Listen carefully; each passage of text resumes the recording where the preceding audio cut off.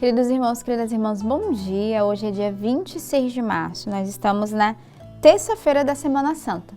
Nós estamos aí nos aproximando do grande mistério pascal e começamos também a nossa semana nessa escuta da Palavra de Deus, nessa fidelidade da leitura orante a cada dia, a cada manhã. E eu creio que essa semana é uma semana propícia para mais ainda mergulharmos no mistério da liturgia, mais ainda sermos fiéis à Lex Divina, porque ao longo dessa semana a igreja vai nos preparar através das leituras para vivermos ali o grande mistério do Tríduo Pascal, já começando ali na quinta-feira santa, com a missa da Santa Ceia, depois a sexta-feira, vivendo esse mistério da paixão de Jesus, o sábado a Vigília Pascal e o domingo, vamos ver a grande graça do domingo de Páscoa, da ressurreição do Senhor. Então, começarmos bem a nossa semana com os bons propósitos da Semana Santa, nesse maior recolhimento, nessa maior intimidade. E eu convido você a viver um grande retiro de Semana Santa. Aqueles que podem ter a oportunidade de viver em uma das nossas casas, participar conosco desse retiro. Aqui no Rio de Janeiro, de modo particular, nós estamos vivendo o Recria-me com o Evangelho de São João. Mas se você não tem a oportunidade de ver um tempo de retiro, porque ainda trabalha, ainda está nos estudos, nos afazeres, viva um recolhimento, aproveita o momento hoje do dia, fazer um retiro com a própria liturgia da igreja, com as leituras que a igreja nos oferece hoje, e dizer, eu vou viver uma verdadeira Semana Santa, na escuta, no recolhimento, nesse tempo mais unido a Deus, vivendo esses mistérios, se confessando, se você ainda não teve a oportunidade, então aproveitar para se confessar nessa semana. E como está iniciando a nossa semana, é um bom momento de dizer, olha, no início da semana eu já me confesso, para que no tríduo eu possa de fato viver com o coração limpo, o coração em paz, para viver bem as graças do mistério pascal. A liturgia de hoje da igreja nos traz na primeira leitura, retirado do livro do profeta Isaías. Nações marinhas, ouve-me. Povos distantes, prestai atenção. O Senhor chamou-me antes de eu nascer. Desde o ventre de minha mãe, Ele tinha na mente o meu nome. Fez de minha palavra uma espada afiada. Protegeu-me à sombra de suas mãos e fez de mim uma flecha aguçada, escondida em sua aljava. E disse-me, tu és o meu servo Israel, em quem serei glorificado. E eu disse, trabalhei em vão, gastei minhas forças sem fruto inutilmente. Entretanto, o Senhor me fará justiça e o meu Deus me dará recompensa. E agora, diz-me o Senhor, Ele que me preparou desde o nascimento para ser seu servo, que eu recupere Jacó para Ele e faça Israel unir-se a Ele. Aos olhos do Senhor, esta é a minha glória. Disse Ele, não basta seres meu servo para restaurar as tribos de Jacó e reconduzir os remanescentes de Israel. Eu te farei luz das nações, para que a minha salvação chegue até os confins da terra.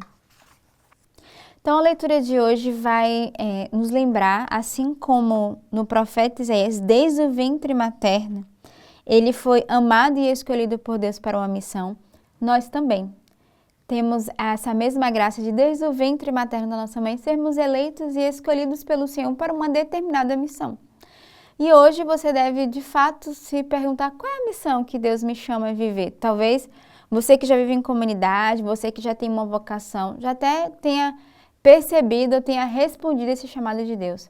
Mas talvez você que está nos acompanhando, talvez se pergunte, qual é a missão, qual é o chamado de Deus que Ele tem preparado desde o ventre da minha mãe. E talvez não seja uma vida em comunidade, não seja uma vocação sacerdotal ou vida consagrada, mas é uma missão que é dada a cada um de nós, dentro da nossa própria família, da nossa própria casa, dentro da nossa realidade. E o Evangelho de hoje, e a leitura de hoje, vai falar justamente dessa eleição de Deus.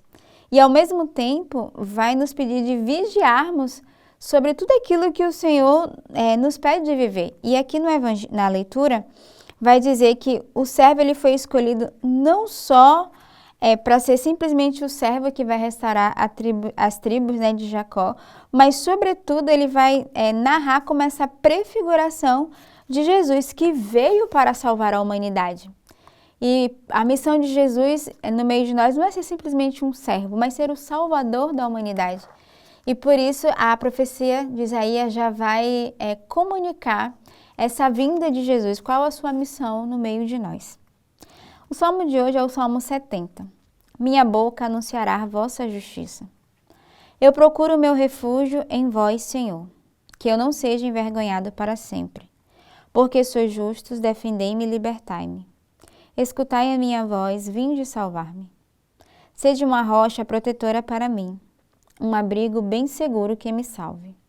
Porque sois a minha força e meu amparo, o meu refúgio, proteção e segurança. Libertai-me, ó meu Deus, das mãos do ímpio. Porque sois, ó Senhor Deus, minha esperança. Em vós confio desde a minha juventude. Sois meu apoio desde antes que eu nascesse, e desde o seio maternal meu amparo. Minha boca anunciará todos os dias vossa justiça e vossas graças incontáveis. Vós me ensinastes desde a minha juventude, e até hoje eu canto as vossas maravilhas. Então o salmo de hoje é um salmo muito belo. Primeiro o salmista começa dizendo, né? Minha boca anunciará a vossa justiça. O convite a cada um de nós hoje é anunciarmos as maravilhas do Senhor no meio de nós. E aí é tão belo porque o salmista vai dizer, né? Eu procuro meu refúgio em vós, Senhor. Porque sois justos, defendei-me e libertai-me. Escutai a minha voz, vinde salvar. Então o salmista começa com uma súplica, dizendo, Senhor, Tu és o meu refúgio. Vinde salvar-me, né? Das mãos dos inimigos, das trevas do pecado. Vinde libertar-me e defender-me do inimigo, do mal, né? Do maligno que nos ronda. Escuta, Senhor, a minha voz e salva-me. Então, o salmista ele tem um coração de súplica e de confiança.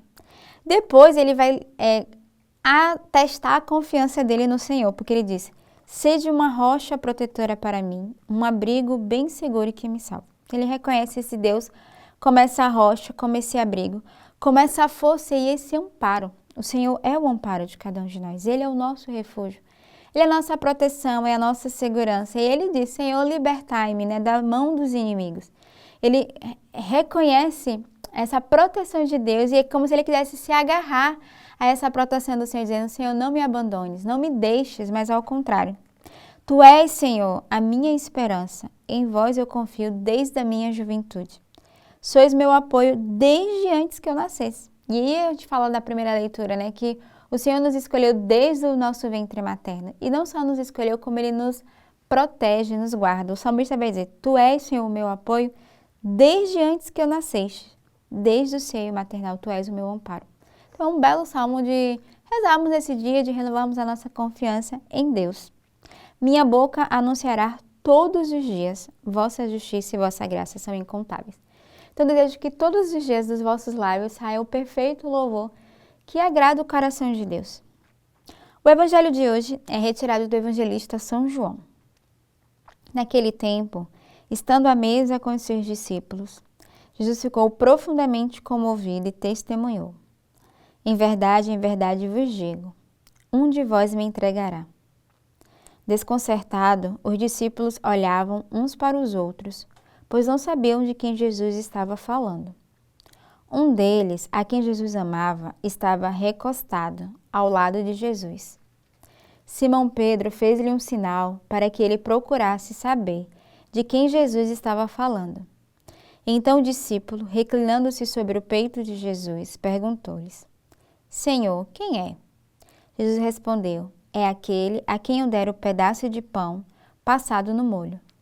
Então Jesus molhou um pedaço de pão e deu a Judas, Simão, filho de Simão Iscariote. Depois do pedaço de pão, Satanás entrou em Judas. Então Jesus lhe disse, o que tens a fazer, executa-o depressa. Nenhum dos presentes compreendeu porque Jesus lhe disse isso.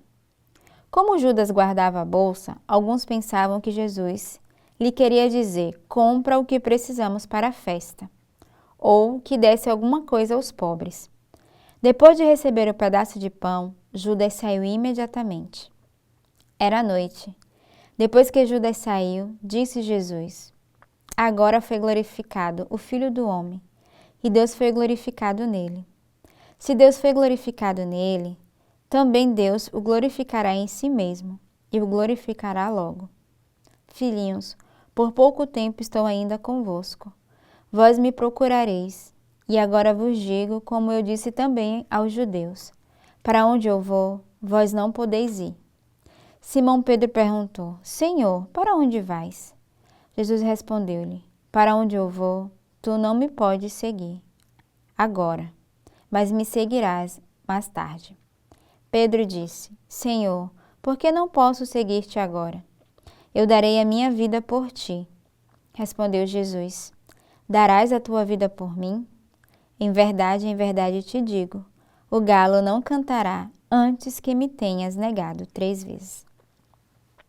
Então, o evangelho de hoje vai narrar 2 episódios. O primeiro, Jesus que está ali reunido com os discípulos e que vai, de forma muito comovida, já testemunhar o que vai acontecer. E ele anuncia que um deles vai traí-lo.